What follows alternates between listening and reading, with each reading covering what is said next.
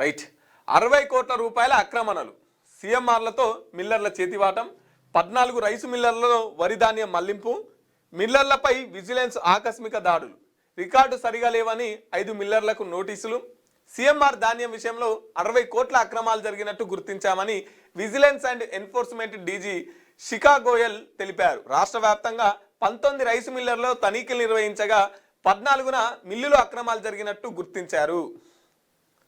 Right, ఇక మిల్లులలో కూడా 60 కోట్ల అక్రమాలు జరుగుతున్నాయట. రైసు మిల్లులలో పేదోడు 6 కాలం కష్టం చేసి రైతు 6 కాలం కష్టం చేసి పంట పండించుకొని ఇని బియ్యం పట్టించుకుందామని పోతే అందులో కూడా దోపిడీ. పత్తి దాంట్లో కూడా చాలా దోపిడీ జరుగుతుంది. పత్తి మిల్లులలో కూడా చాలా దోపిడీ జరుగుతుంది. కింటాల కొద్ది తీసేస్తున్నారు. ఇందులో చెత్త ఉందని చెప్పేసి కింటాల కింద తీసేసి దోపిడీ చేస్తున్నారు. అలా పత్తి దాంట్లో కూడా చాలా దోపిడీ జరుగుతుంది.